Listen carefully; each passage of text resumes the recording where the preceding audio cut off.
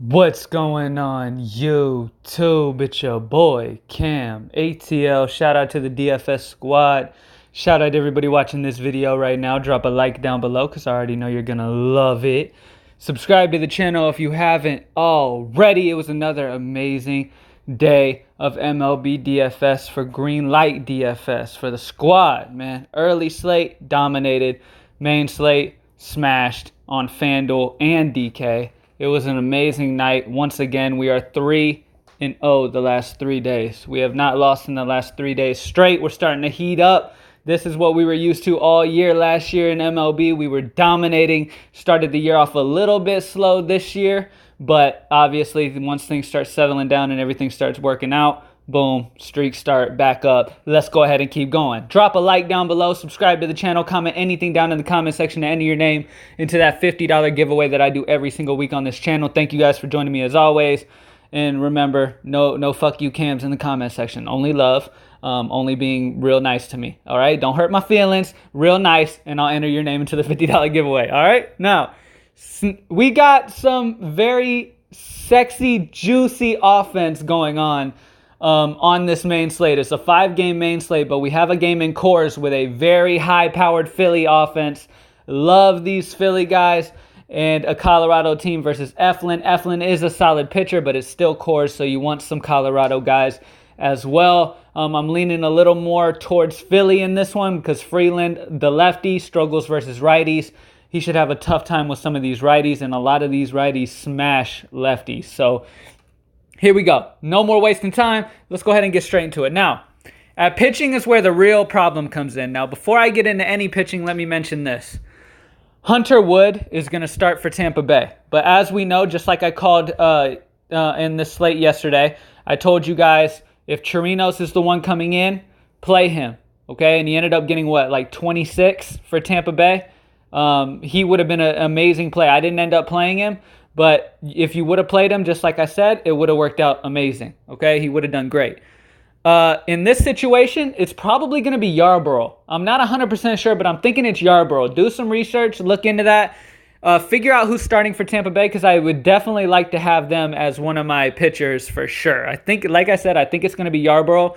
But without knowing 100%, I got to give you guys more of a safer look. But just remember I said that. If Yarborough is starting for Hunter Wood, whoever's going to get the more innings, you can find that out online tomorrow when Tampa Bay releases that information. I think it's going to be Yarborough. Since Chirinos just went, I'm thinking Yarborough is going to get most of the work. And against Baltimore in Tampa Bay, a pitcher-friendly ballpark, I definitely like that. Okay, but other than that, I'm going to start it off with Chris Paddack. All right, so here's the deal. When we look at these games, we look at these pitchers on the slate, they are atrocious. There's nobody who really sticks out on this slate.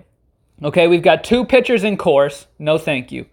Okay, we've got whoever comes in for Hunter Wood, which is a good option. Yarborough, I like Yarborough as an option for sure. Then we have LA and Seattle. I don't like Hernandez, and I'm not a fan of Stratton. Don't love either of them. Julio Urias is going against Milwaukee in Milwaukee. No thank you. Milwaukee's going against Urias. I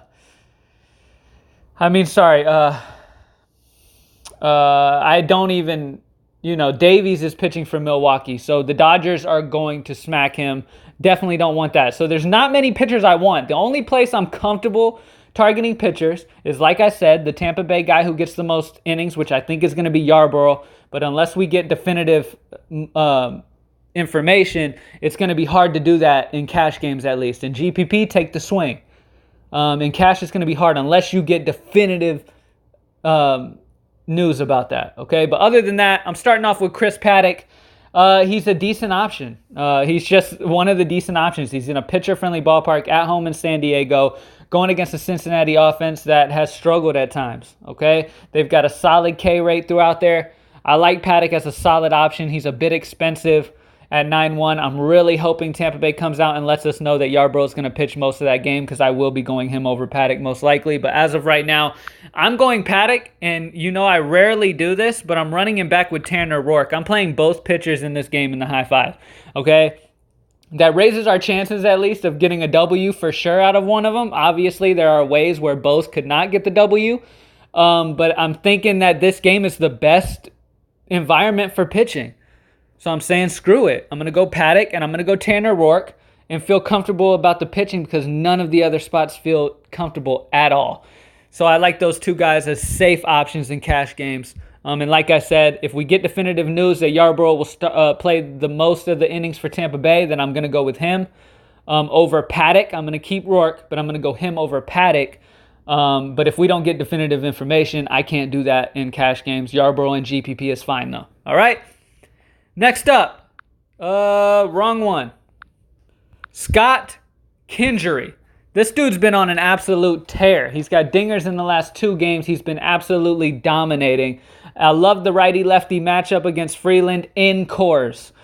So everything's lining up perfectly for him. Love him at 4,000. He's one of my favorite plays because I get some Coors exposure at a very solid price. So Scott Kingery, love you. In the outfield, I'm going to go Cole Calhoun. They never raise his price, which I understand he's not great.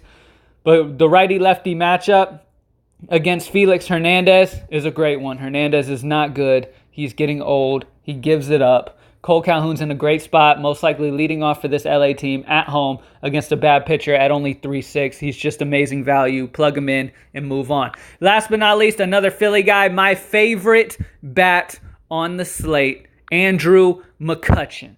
Now, if you're new to MLB DFS, let me tell you something. There's people in this league who are lefty mashers, and there's people in this league who are righty mashers. And these, when I say mashers, I mean these dudes actually throughout their entire career have mashed that hand, and Andrew McCutchen is one of those guys, kind of like Nelson Cruz mashes lefties.